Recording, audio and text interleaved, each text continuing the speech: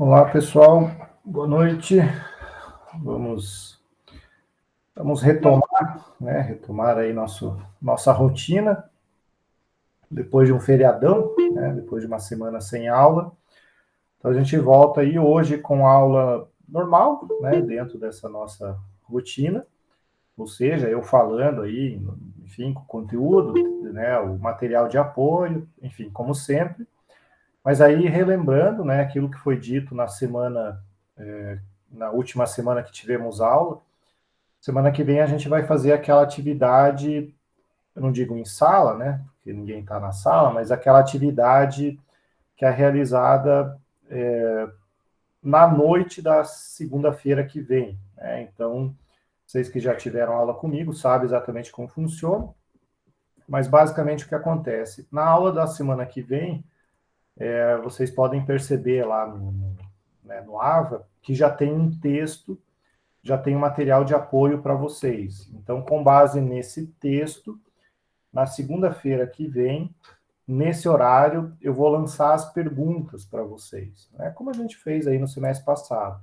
E aí, cada um de vocês, individualmente, vai responder essa questão. É uma questão por pessoa, e vai mandar isso para o meu e-mail. Né? Então, a gente vai ter aí essa atividade avaliativa na semana que vem.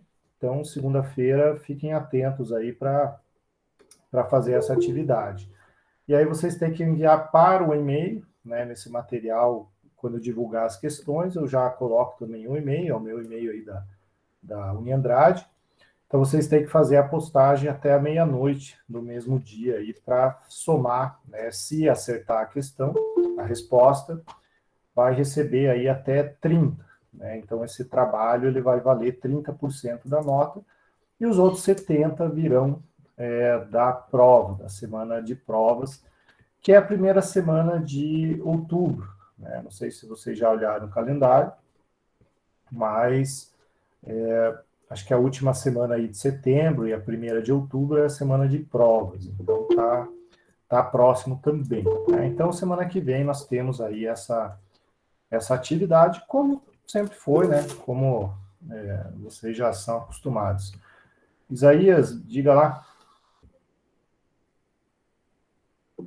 Só ligue o som. Professor, tudo bem? Tudo.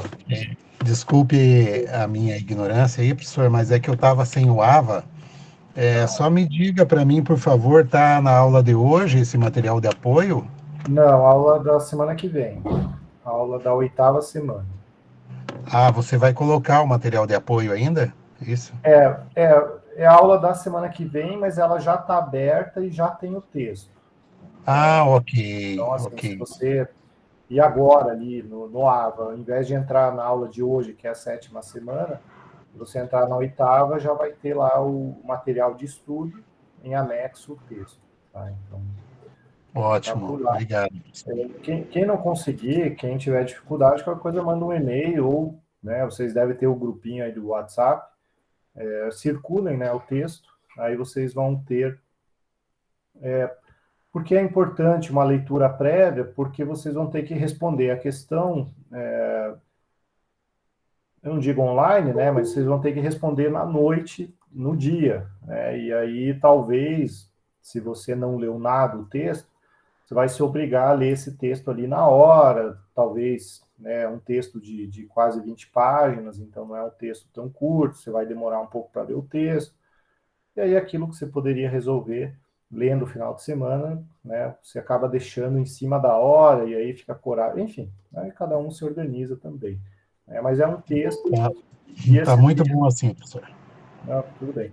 E esse, Ótimo, obrigado. e esse texto, ele vai trazer uma situação que a gente até já comentou, a gente já falou de uma maneira mais, claro, né, só em aula, sobre a responsabilidade aí do sócio, né, na dívida tributária. Então, a gente vai ter aí um texto falando sobre isso, que é um assunto de bastante relevância, né, para quem atua no direito tributário. Então, esse texto vem consolidar aquela aula de 3 semanas atrás, né? Semana passada não teve, então 2 aulas atrás. Mas isso é tudo semana que vem. A aula de hoje, aula normal, né? A aula aí como sempre. Então, eu vou compartilhar aqui o material de apoio, né, aquele padrão que vocês já conhecem, acaba sendo aí um PDF, em que a gente vai evoluir, a gente vai dar continuidade naquela espécie de linha do tempo, né, que eu venho falando. Então, o que acontece? A gente falou, né, na primeira aula do semestre sobre o nascimento da obrigação tributária. Aí a gente foi falando aí do fato gerador, o quanto ele se divide em critérios, em aspectos. Aí a gente tratou bastante da questão da sujeição passiva, porque a gente entrou no link de responsabilidade tributária, e aí, dentro dessa ideia, a gente acabou falando dos crimes tributários, né? Então, isso foi até a aula antes do feriado. Agora a gente vai um passo além nessa linha cronológica, que é um instituto que só existe no direito tributário, né? Então, aí tem mais um aspecto, mais uma característica específica do direito tributário, né? Então, o direito tributário ele tem bastante disso, né? Institutos e procedimentos ou processos que só existem no direito tributário, e esse procedimento, isso que a gente vai ver hoje, se chama lançamento, né? Então, o lançamento tributário ele é algo que também tem uma crítica da doutrina, porque o lançamento, né, em termos práticos, é o momento em que o fisco faz o. Vamos pegar o exemplo do IPTU, é quando ele te manda o boleto do IPTU, né? Então, é esse procedimento que recebe o nome de lançamento. E em direito tributário, você só paga um tributo se o Estado, né, realizar esse ato chamado lançamento. Sem o lançamento, você não paga tributo, né, de modo geral.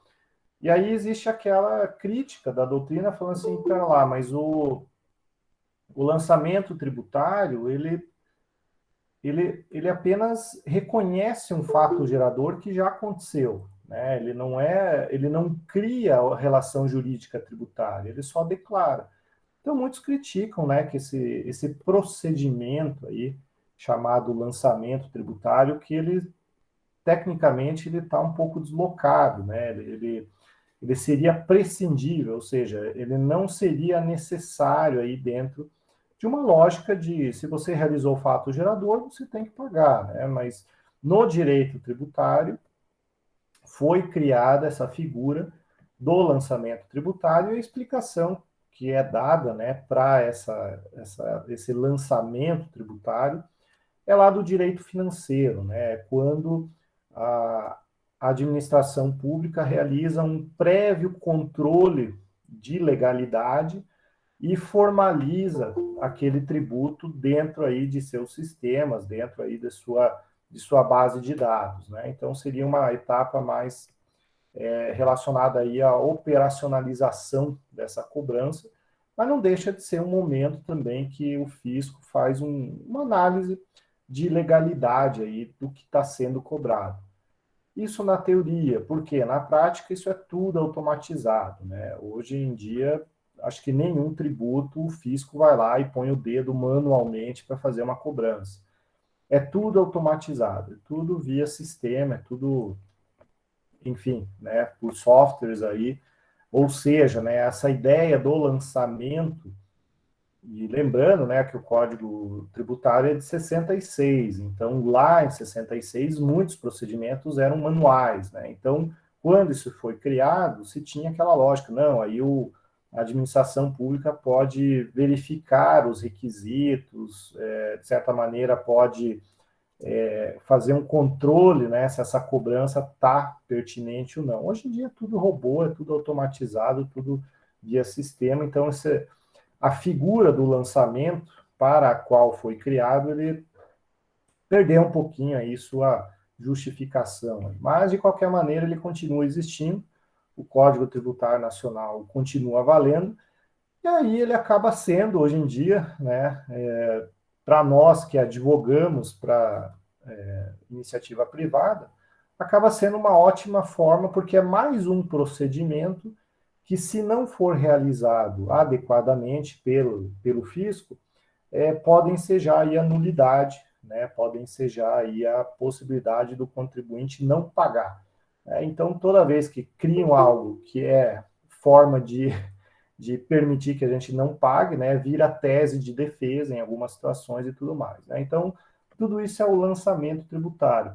Então, vejam, né, dentro dessa linha do tempo que a gente vem falando, a gente estava falando do nascimento da obrigação tributária, que é o fato gerador, em que vai constituir todos os aspectos, só que a gente não chegou ainda no momento do pagamento, né? Porque antes do pagamento, no direito tributário, tem o tal do lançamento, né? O lançamento tributário, que é uma etapa necessária para que alguém vá realizar o pagamento desse tributo. Né? Sem lançamento não existe pagamento. Né? Então, esse ato, né, esse procedimento, é uma etapa necessária. Então, realizar o fato gerador não significa que você vai sair pagando imediatamente. Você precisa, né, ter todo esse caminho, e esse caminho, né, uma das etapas é o lançamento tributário. Depois do lançamento é que vem as hipóteses aí de pagamento, parcelamento, enfim, a gente vai ver nas próximas aulas. Né? Então, o lançamento tributário. Esse lançamento tributário é que a doutrina, né, diz e classifica que confere exigibilidade ao tributo, porque o lançamento tributário é que vai transformar uma simples obrigação tributária em um crédito tributário. Né? Então, vejam só, é o lançamento que vai criar o título executivo para o Estado. Então, vejam só, eu tenho uma obrigação tributária, eu realizei o fato gerador, eu obtive renda, ok. Só que não é porque eu obtive renda que eu vou sair pagando renda imediatamente. Não, eu vou esperar um momento específico que a lei me definir, eu vou realizar o procedimento que vai ser homologado pelo fisco ou não, que é o lançamento tributário. Esse lançamento tributário vai constituir um título, né, um título executivo, nesse caso é extrajudicial, porque não é uma sentença, isso é no âmbito da Receita Federal, estadual, municipal, vai constituir um título. Então, esse título recebe o nome de crédito tributário. Né? Então, o lançamento tem essa particularidade, ele vai constituir um título, e desse título é que eu vou ser, né, conforme a legislação, intimado a realizar o pagamento. Se eu não pagar aquele título, né, vamos imaginar um cheque, se eu não pagar o cheque, o que acontece? Eu sou executado. Aqui no direito tributário é mais ou menos isso. Se eu não pagar esse título tributário, eu sou executado. Né? Então é mais ou menos essa a lógica aqui dentro, né, do direito tributário. Então o lançamento é que constitui esse crédito. Claro que, a gente vai ver mais para frente, ainda tem a etapa da inscrição em dívida ativa, que é mais uma, né, mas aí sai da Receita e vai para a Procuradoria. Então, tem mais uma formalização, mas de qualquer maneira, esse lançamento constitui o crédito tributário. Então, vejam, obrigação tributária não é a mesma coisa que crédito tributário. Obrigação tributária é quando nasce a relação jurídica tributária, que é o fato gerador.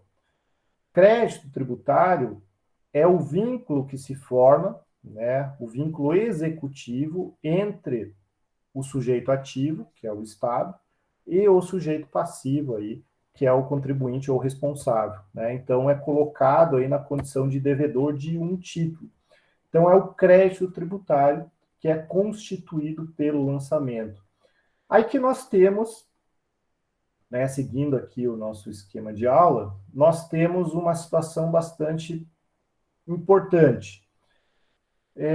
Vejam só, o lançamento ele vai constituir o crédito tributário, ótimo, né?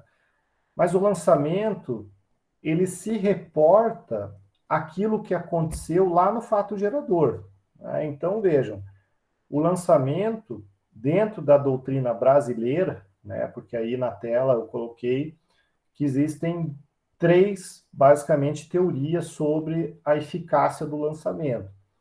O lançamento ele poderia ter uma eficácia somente constitutiva, né? Ou seja, ela criaria o tributo a partir dali, no momento que é feito o lançamento, constitui, então seria efeitos ex nunc, que não é adotado no Brasil, ou o lançamento ele poderia só declarar o fato gerador e não criar nada, né? Só que no direito brasileiro, a gente já vai ver, o lançamento tributário, além de criar o crédito tributário, ele declara a obrigação tributária, né? Então, aí vocês começam a ver a complexidade dessa aula de hoje. Vejam que declara a obrigação tributária e constitui o crédito tributário, né? Então, vejam que essa tecnicidade, né, que eu estou falando, ela é muito importante e costuma cair bastante em provas aí da OAB e concursos, porque confunde, né? A pessoa que não é habituada com essa terminologia, ela mistura obrigação com crédito, acha que é tudo a mesma coisa, e aí acaba respondendo errado uma questão que parece muito fácil, né? Então, veja, a teoria que o Brasil adota, né, a gente já vai ver isso no Código Tributário, é a terceira teoria, a teoria mista, né, em que esse lançamento tributário ele possui uma dupla eficácia. Né, uma dupla eficácia por quê? O lançamento ele vai declarar o fato gerador, né, ele vai declarar, né, a subsunção do fato à norma, ele vai declarar lá o fato imponível, ou seja, ele está reconhecendo uma coisa que aconteceu lá atrás. Então, né, imaginar, vamos pegar o exemplo do IPTU, toda vez que alguém é proprietário de um imóvel, no dia 31 de dezembro é o fato gerador do IPTU, ok. Mas a prefeitura só vai mandar esse boleto para você, quando mandava, né, ali no mês de fevereiro, março. Então, vejam, o fato gerador aconteceu lá em 31 de dezembro, mas o procedimento interno do município aconteceu e foi realizado durante o mês de janeiro e fevereiro, quando te enviou o boleto para pagar, né? Então, vejam, aquele boleto, ele está declarando que em 31 de dezembro você era proprietário de um imóvel e aí você tem que pagar IPTU, ou seja, aquele lançamento está declarando um fato gerador, ou seja, ele está retroagindo, ele está considerando algo que aconteceu lá atrás. Mas, ao mesmo tempo, aquele boleto, aquele lançamento, ele está criando, né, ele está constituindo um título executivo, que é o crédito tributário. Né? Então, é a partir dali que surge um crédito, né, surge um título que, se não for pago, vai ser executado. Por isso que a natureza dúplice, né, ou a eficácia mista aí do lançamento tributário, porque ele tem essas duas peculiaridades. Ele tanto declara quanto ele constitui. Declara o quê? O débito tributário, declara a obrigação tributária. E ele constitui o que? O crédito, né? O crédito, que é esse título em favor aí do fisco. Né? Então, nós temos tudo isso daí previsto aonde? Né? O conceito está lá no artigo 142 do CTN, que é essa redação que aparece aí na tela para vocês. Né? Então, vejam que compete privativamente à autoridade administrativa. Né? Então, aí já vem o primeiro ponto. Né? Privativamente à autoridade administrativa. Isso significa que nem eu, nem vocês realizamos o lançamento tributário.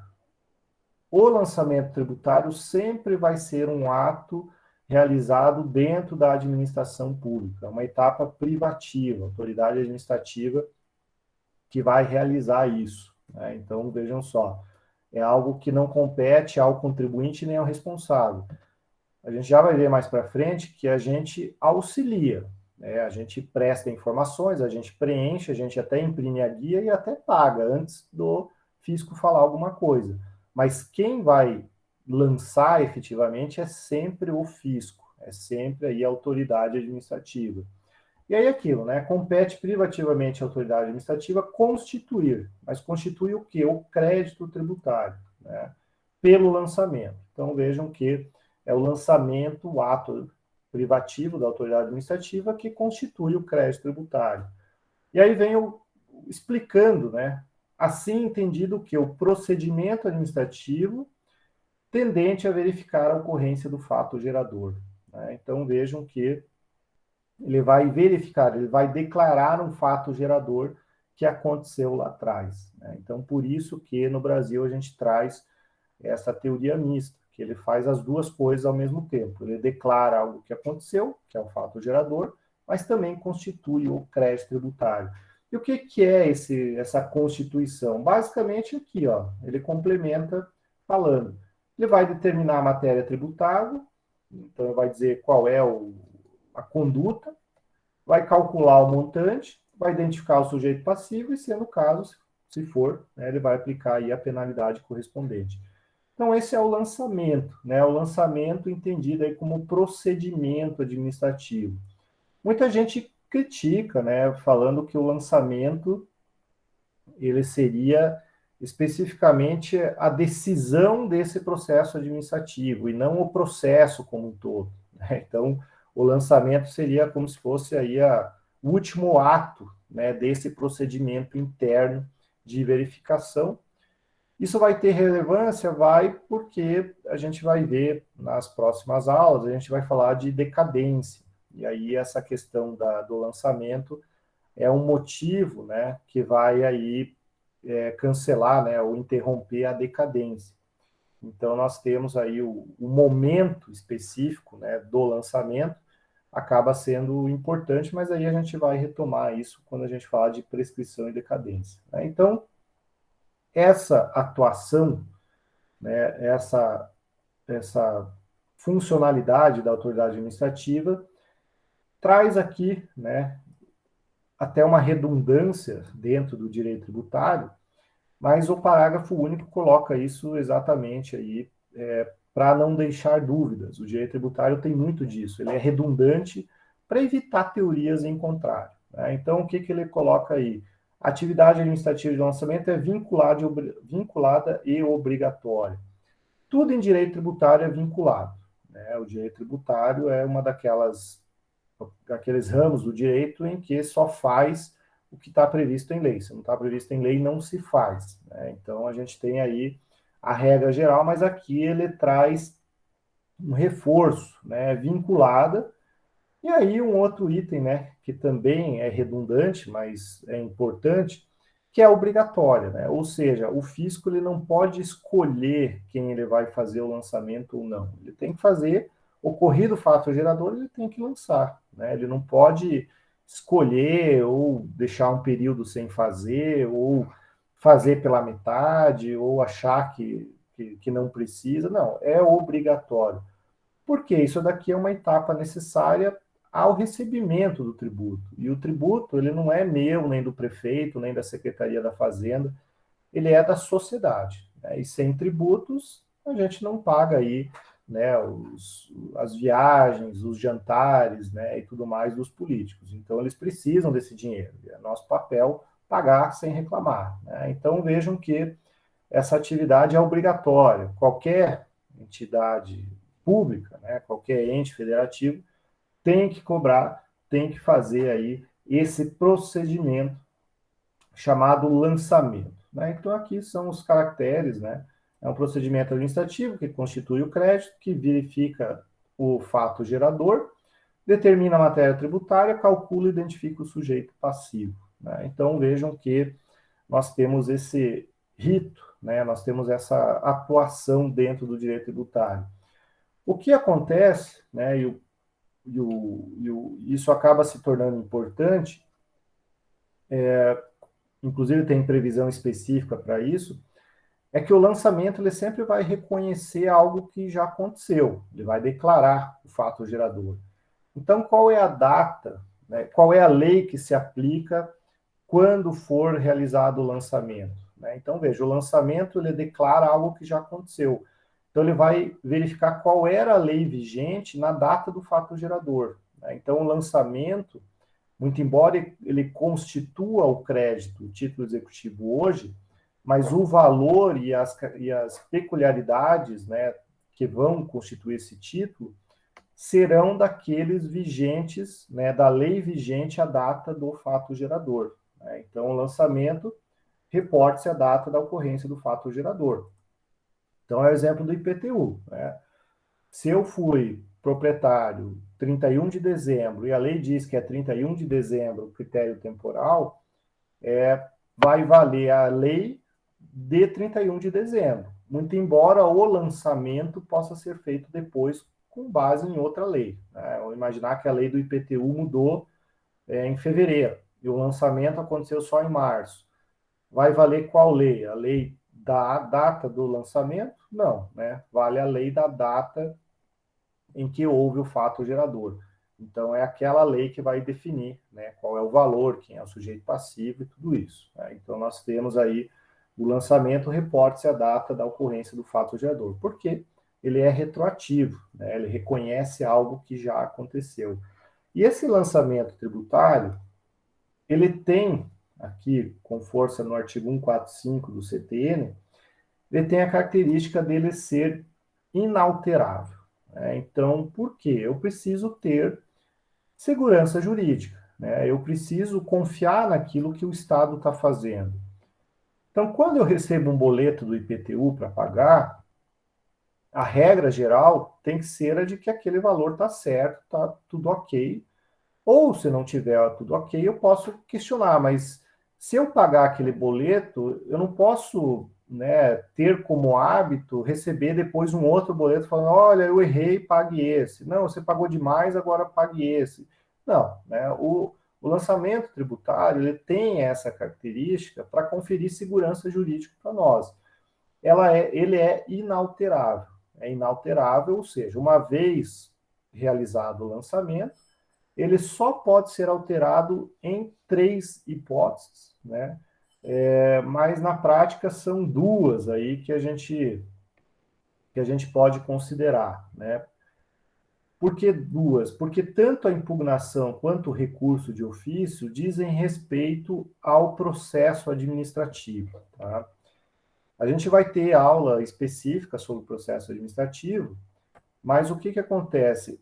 É o lançamento tributário que vai dar início ao prazo de impugnação aí,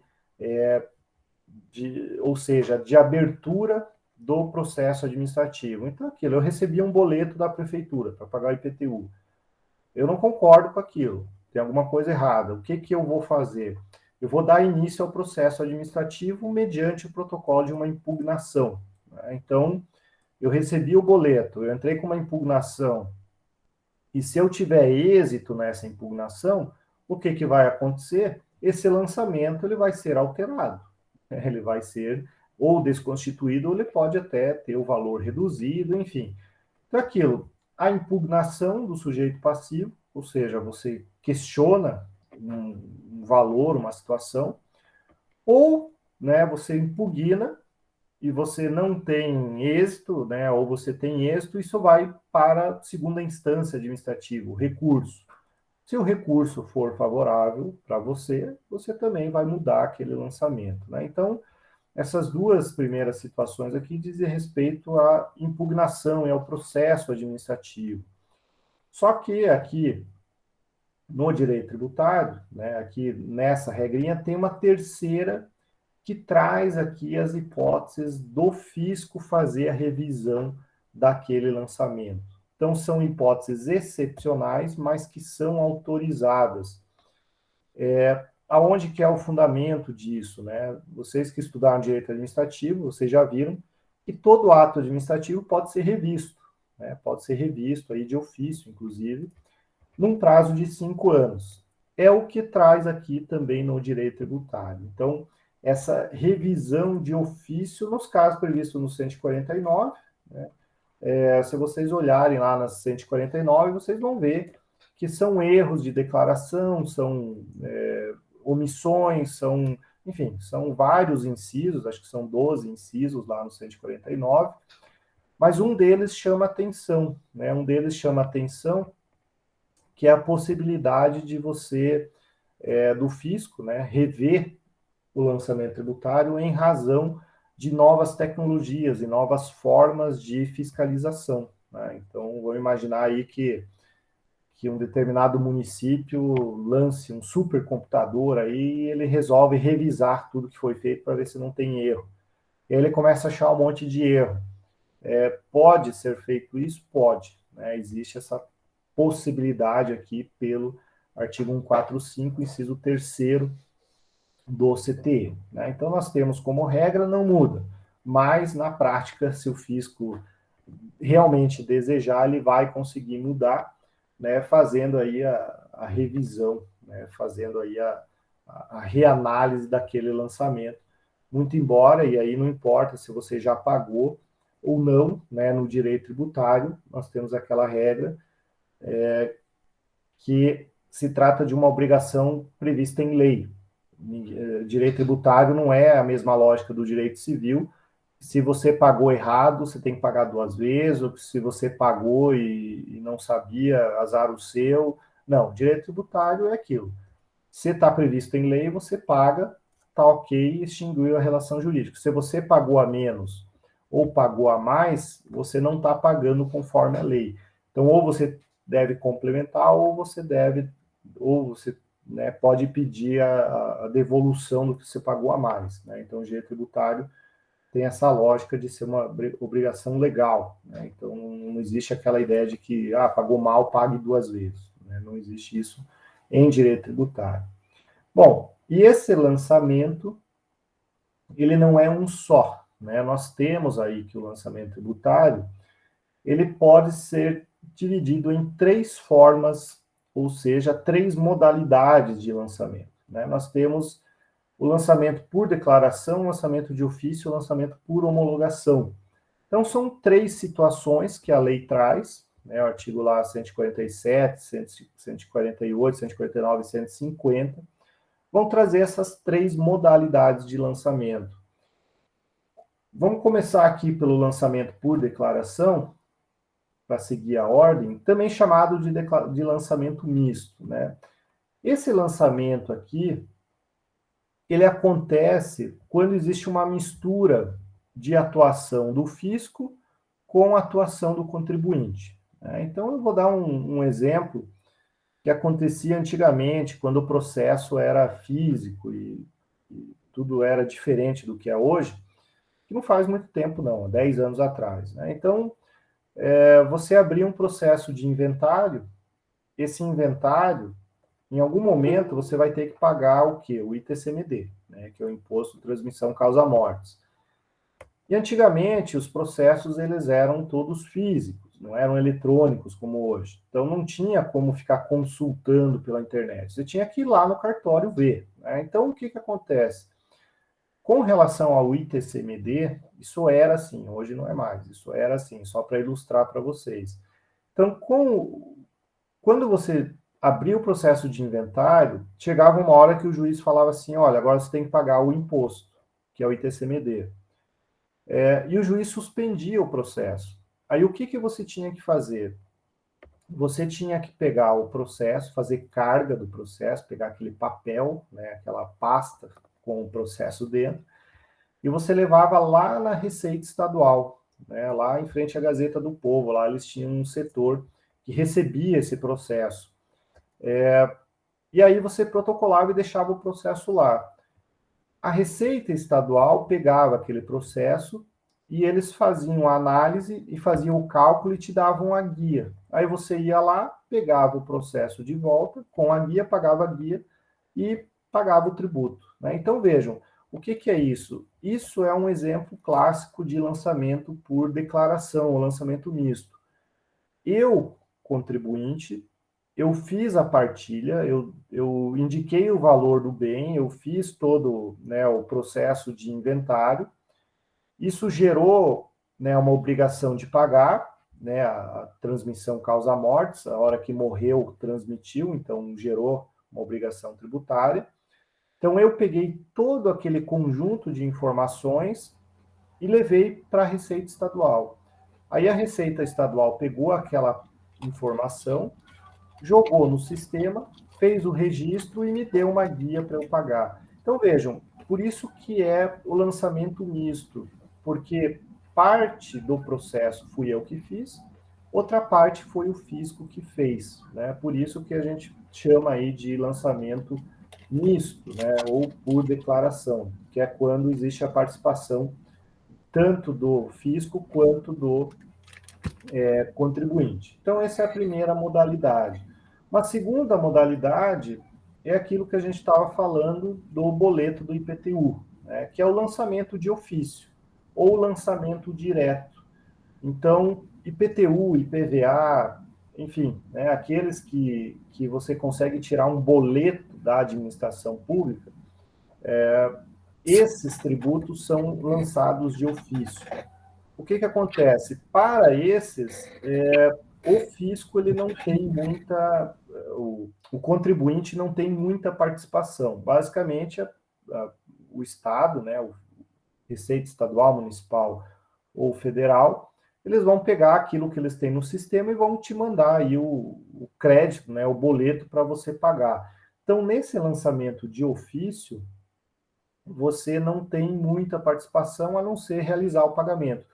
Tudo é feito pelo fisco, tudo é feito lá internamente pela autoridade administrativa, né? Então a gente tem aí esse lançamento, e aí surge, né, uma outra situação que também se caracteriza como lançamento de ofício, mas por arbitramento, né? Então, vamos imaginar aí que nesse procedimento de TCMD, de inventário, esse processo, eu não levei lá para a Receita Estadual, ou eu não dei as informações que eles pediram.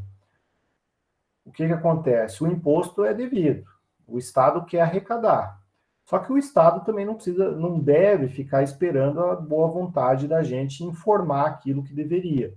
Então, o que acontece? Se eu não realizo a minha etapa no lançamento por declaração, ou na outra modalidade que a gente já vai ver, a gente acaba permitindo que o fisco faça isso. Só que ele vai fazer por arbitramento. Ele simplesmente vai falar assim: ah, tudo bem, você não apresentou a matrícula do teu imóvel, né, então eu vou pressupor aqui que ele tem, né, tantos R$ 1.000 de valor venal, e em cima disso eu vou aplicar aí o ITCMD. Se você gosta, não gosta, concordou ou não concordou, azar o seu. Você tinha a oportunidade de me informar, você não o fez. Então eu vou arbitrar, né? E o fisco arbitra, e pode ter certeza que ele sempre, né, costuma arbitrar em valores maiores aí, porque, óbvio, ele quer arrecadar, né? Então, o lançamento de ofício ou direto pode ter, né, essa hipótese aqui que está na letra B, né? Quando haja substituição do lançamento por vício, né? Ou alguma coisa que está errada, alguma situação aí que você não fez correto, o fisco vai lá e vai arbitrar, né? Falou assim: olha, você fez errado. Você vai me dizer qual é o certo? Não, não vou dizer. Então tá bom, eu mesmo digo, ele vai lá e fixa um valor e está aqui o boleto e pague, senão você vai para execução fiscal, né? Então nós temos também, né, o lançamento aí de ofício por arbitramento, em razão aí de uma falha, né, no lançamento ou por declaração, ou na terceira modalidade, que é o lançamento por homologação, né? Então esse lançamento por homologação é o mais volumoso e é o mais comum que a gente vê aí no dia a dia. Por quê? O lançamento por homologação, ele é aquilo em que o contribuinte faz tudo, né? O contribuinte baixa o sistema, o contribuinte preenche lá as informações, o contribuinte emite, transmite, né? Envia essas informações para o fisco.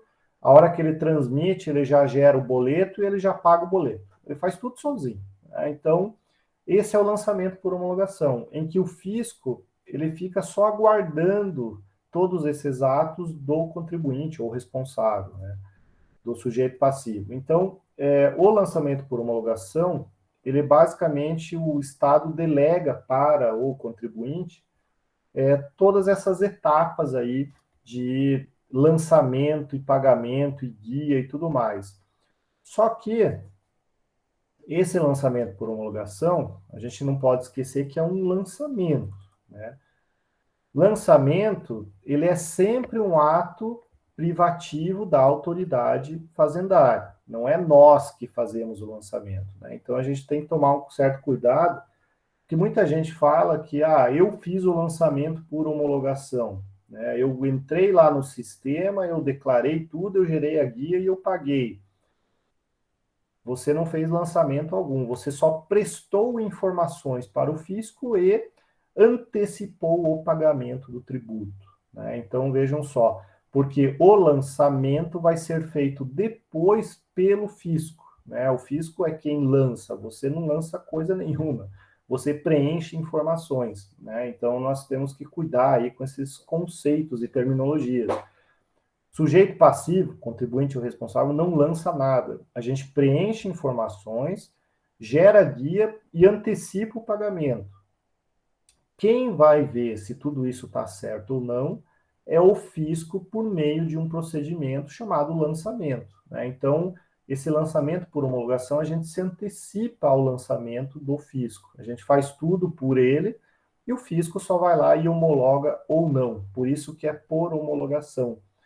E aí a gente tem, né, aquela famosa pegadinha de prova de concurso e OAB sobre a declaração do imposto de renda, né? Eu já vi pergunta assim, em que a pergunta, né, da prova fala assim, o procedimento de cobrança e pagamento do imposto de renda, ele é relacionado a qual modalidade de lançamento?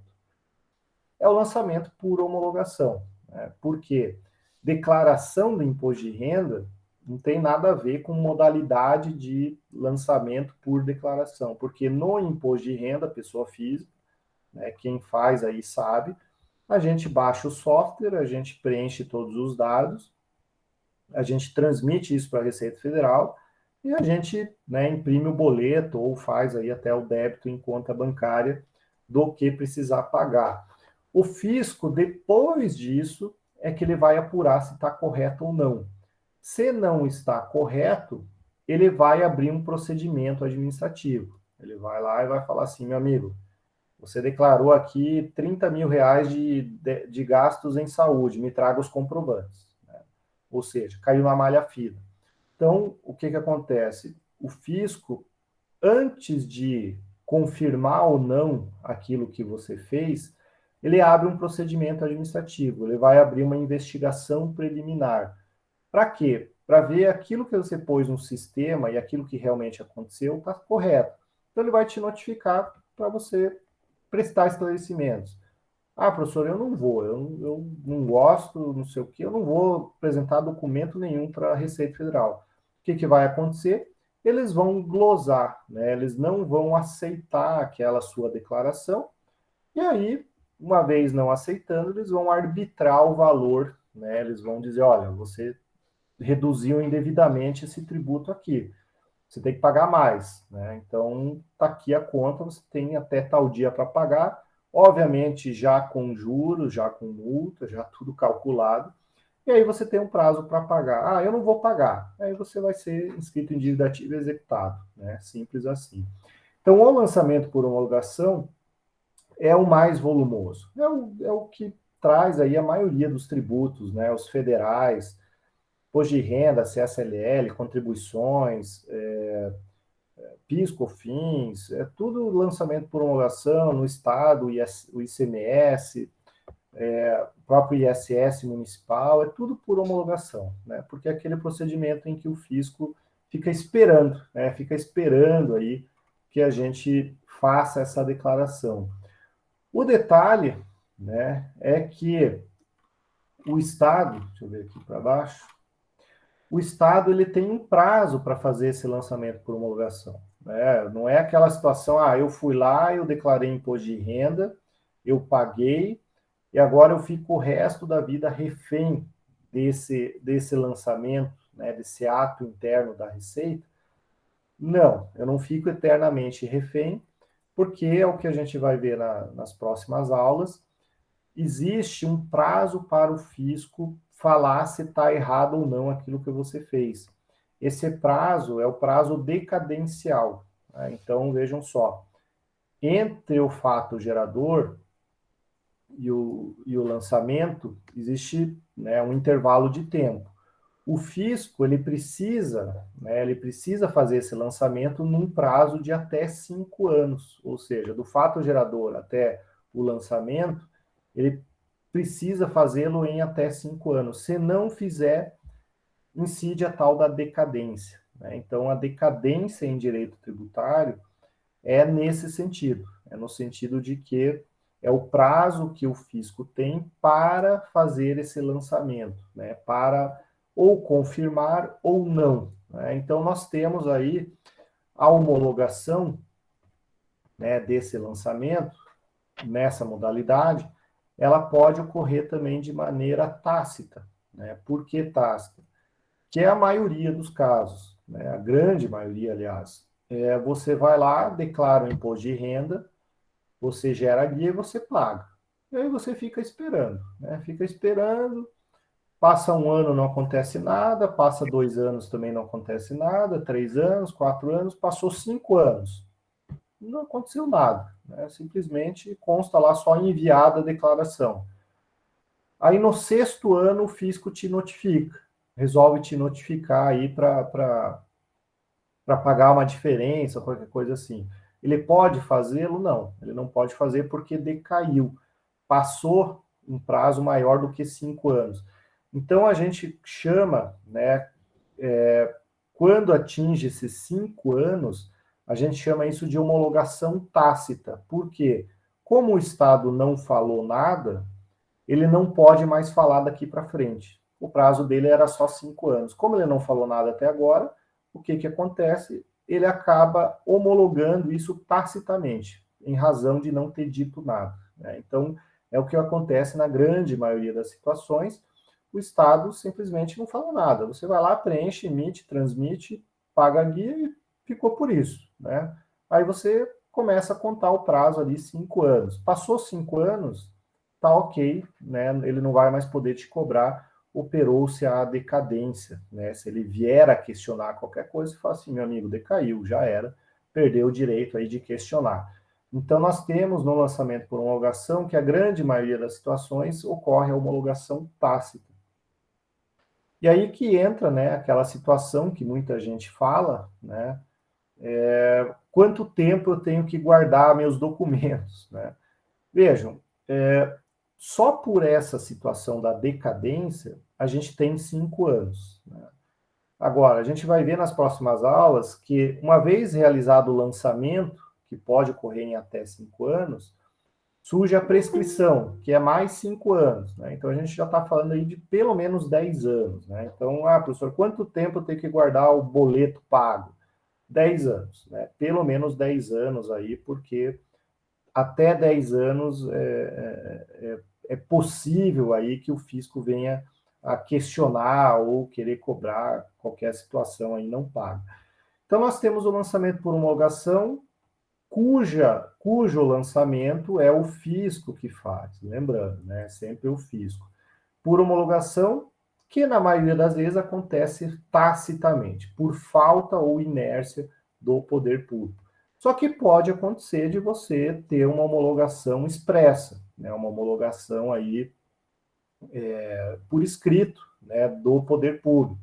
Então, isso acontece, né? Pegar o mesmo exemplo do imposto de renda à pessoa física, quando você tem dinheiro a restituir, né? Você vai lá, preenche a declaração de imposto de renda, pessoa física, transmite e tudo mais, e aí você percebe que você tem dinheiro a restituir e não a pagar. Isso pode acontecer, acontece, é normal. Por quê? Você antecipou mais do que o critério quantitativo, né? Mais do que deveria ao longo do ano anterior, então você pode recuperar esse valor. Isso tudo administrativamente. Então você tem dinheiro a restituir. E o fisco vai lá e te restitui esse valor. Ou seja, a hora que você declarou, preencheu, transmitiu e diz que tem dinheiro para receber e o fisco vai lá, concorda com isso e te paga aquele valor, ele está expressamente aí, né? Ele está encerrando aquele procedimento, dando razão a você, expressamente ele está, né, te pagando aí, ele está concordando com aquilo. Então, o lançamento por homologação também pode ter essa homologação aqui, ela também pode ser expressa, né? Então, nessas situações, acaba sendo expressa. Em algumas outras hipóteses mais remotas, aí você pode pedir uma declaração de que aquilo está homologado ou não, né? Então, a gente tem alguns procedimentos fiscais aí que a pessoa, planejamento tributário, uso de crédito para compensar, qualquer coisa assim, em que o pessoal quer uma declaração formal do fisco para poder apresentar para uma contabilidade, para uma auditoria, qualquer coisa assim. Aí o pessoal faz um pedido, né, dentro da Receita Federal para eles darem essa declaração, mas não é comum e acaba demorando, né? Às vezes demora até 6 meses. Então, mas é possível, existe, né? Então nós temos aí esse lançamento por homologação. Isso aqui traz uma outra constatação, né? A gente está falando aí de decadência, que é o prazo de 5 anos para o fisco ver se aquilo que eu fiz está certo ou está errado. Passou 5 anos, não pode mais mexer. Isso daqui é o famoso, né, contar com a sorte. Então, pode acontecer de você fazer o negócio tudo errado. Simplesmente você declara lá tudo errado e você não paga ou paga menos, ou enfim, né? Você usa lá de algum expediente para pagar menos tributo. E você sabe que está errado, todo mundo sabe que está errado, né? Só que o fisco não viu ainda, ele não viu ainda. Se passou 5 anos, você tá tranquilo. Passou o prazo, fez errado, não fez errado, enfim, passou 5 anos, não mexe mais, né? Então muita gente fica naquela contagem regressiva, né? Sabe que fez errado e fica rezando para o fisco não ver. E aí, como é que fica rezando por quanto tempo? Por 5 anos, né? Passou 5 anos, está tranquilo, acabou ali, não decaiu o direito, né? Então, nós temos muitos aí que trabalham, né, com a sorte, e só que cada vez menos, né? Cada vez menos a sorte tem batido a porta dessas pessoas, porque os sistemas de controle da Receita Federal são cada vez melhores e mais efetivos, né? Então, toda a integração, né? Existe toda uma integração de declarações, né? O SPED, né? Que é um conjunto de softwares que primeiro integrou a parte fiscal, agora tem o e-social, que já é obrigatório para alguns, tudo isso vai sendo integrado, ou seja, acaba resultando numa base única de dados da Receita Federal. E aí eles vão cruzando dados, né? Eles vão cruzando dados aí, né? Uma informação serve para outra aí de base, né? Para tributos, de modo que cada vez menos, né? Cada vez menos aí as pessoas, principalmente os contadores, né? Conseguem enganar o fisco. Ainda tem hipóteses que ainda dá, mas são bem restritas, são bem resumidas. De um modo geral, o fisco sabe disso, então ele cria incentivos para você, por exemplo, aderir ao Simples Nacional. Quem vai para o Simples Nacional praticamente não tem brecha nenhuma para fugir da tributação, não tem tese, não tem nada. Então, enfim, né, o fisco ele não nasceu ontem. Aliás, ele é muito esperto.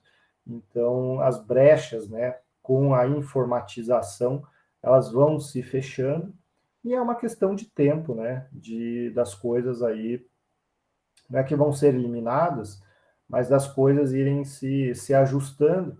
E uma das grandes propostas aí da tal da reforma tributária é exatamente criar sistemas únicos, né, com base de cálculos específicas e únicas, tentando simplificar o sistema. Essa simplificação do sistema vai acabar com muitas dessas portas aí que muitos contadores se utilizam para pagar menos, sabem que lá não vai ter uma verificação sistêmica, verificação manual é sempre difícil para o fiscal, porque ele tem muita coisa para ver, então acaba deixando, enfim, né? Então essa simplificação do sistema vai facilitar muito a fiscalização aí também para o fisco. Ao mesmo tempo, né, que ajuda a pessoa de bem, né? A gente sempre tem que pensar, estruturar a norma uma pessoa de bem, não uma pessoa do mal, né, que quer ludibriar. Então, a reforma tributária, nesse sentido, é bem-vinda para os dois lados, né, para os dois lados. E claro que, se passar, né, quando passar, e se algum dia passar, porque todo mundo está falando agora da reforma tributária, na verdade, desde que a Constituição virou, né, na década de 90, já se queria fazer uma reforma tributária, e a coisa só se arrasta, na prática é feita uma emenda, uma outra, é ajustada uma coisa ou outra, mas a essência da tributação continua ruim e me parece que vai por mais algum tempo, né? Esse governo aí não sei se consegue mexer nisso. Mas vamos lá, né? Vamos acompanhando. Bom, e aqui seguindo, né, nós temos só a ideia do autolançamento, né? Muita gente fala de autolançamento, mas o lançamento ele não é, o autolançamento ele não existe no direito brasileiro, tá? Por quê? Autolançamento significa você mesmo fazer o lançamento. No direito brasileiro isso não é possível, porque o lançamento é uma atividade privativa do ente federado, né, do poder público. Então, no Brasil não temos o autolançamento, e lançamento por homologação não é autolançamento. Quem vai fazer o lançamento é o fisco, só que ele faz no momento posterior, ou expressamente ou tacitamente, né? Então, essa aqui é a teoria, né, a nossa aula de hoje sobre o lançamento tributário. Antes de vocês lançarem as dúvidas, né, o pessoal já está nervoso aí que eu não fiz a chamada, então vamos fazer a chamada, né? Aí a gente volta com as dúvidas aí de todo mundo. Maísa, fique tranquilo. Bom, liguem as câmeras aí, eu vou dar o famoso print screen. Tudo certo? Então vamos lá. Aí. Foi. Então deixa eu só salvar aqui, daí a gente já volta.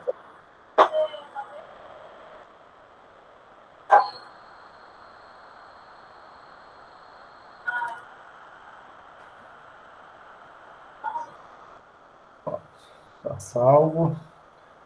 Bom, pessoal, basicamente esse é o assunto de hoje. Esse é o tema de hoje sobre lançamento tributário. Deixa eu ver aqui no chat. Nenhuma pergunta.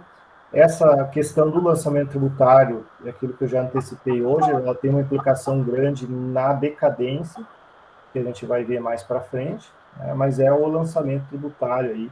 Essa é a parte da teoria. A partir do lançamento, surge o processo administrativo, né? O prazo aí para você se defender.